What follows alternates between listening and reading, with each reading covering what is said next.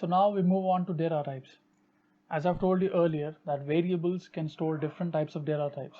For example, string, integer, float, list, tuple, dictionary, boolean, etc. But in this course, I'll tell you about the string, integer, and floating numbers. And the list, tuple, and range will be talked in a later section. So let's jump on to code and see how it looks like.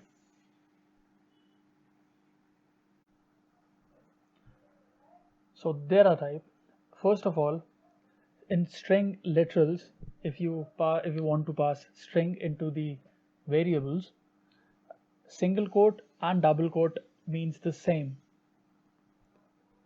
This is the example, and in both cases I'm printing hello. In the first case it's with a single quotes, and in the second it's with a double quotes, but both of them will print the same thing, as you can see, right? This code is for saving the string in different variables with double quote and with single quote, and I'm printing both of them, right? You can also store the string in a multi-line strings. For example, if you have a multi-line strings, to store it in a variable you need to have 3 inverted commas, and in this way it will be stored in a variable. Now the problem comes when there is a single apostrophe s within a string. For example, if I want to print this is Ron's pen, there is an apostrophe s in there, and if I use a single string, if I use a single inverted comma, because you're using the single inverted comma, so Python will think that this inverted comma is ending before apostrophe s, that is after Ron, and if you try to print it, it will give you an error. So to overcome this situation, so if you have an apostrophe s in the string, you need to add a double quote string, or you need to add the string in a double quoted inverted commas like this. So this is the statement, and it is stored in a double quoted inverted commas, and if I run it, it will be as it is. Now there are many methods available for strings.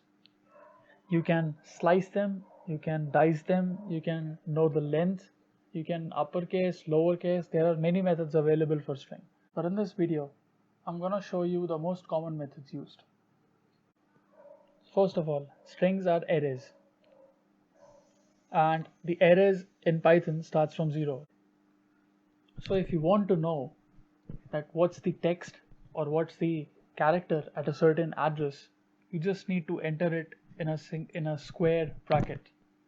So for example, I've entered a number 6 here. 6 is the address, that is the 7th position from the start, because the Python starts from 0.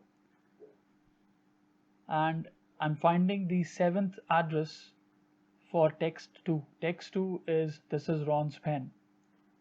So if I run it, it will give me S, because S is at the 7th position. You can count it 0, 1, 2, 3, 4, 5, 6. That is the 7th position from the start. That is the S. The next method is to find the length of strings. So if you want to find the length of strings, length of a string or a strings, then you can simply write len, L-E-N, and inside the bracket the variable name. Text2 is this is Ron's pen, so we want to find out the length of this string. 17 with the spaces.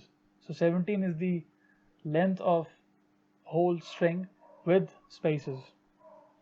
Now the third and final is to reverse the string. So if you want to reverse the string, this is the method. You just have to give colon, colon, and -1. -1 indicates that I am reading the string or the variable from behind. And once you run it, this is the reverse of the string. So now the string data type is over. Now I'll show you how to store an integer value or a floating value. Here 34 is an integer number which is stored in an int num variable. If I run it, it will have 34 in it. This is a floating number, 34.634. You can store floating numbers in variables. Floating number is a data type.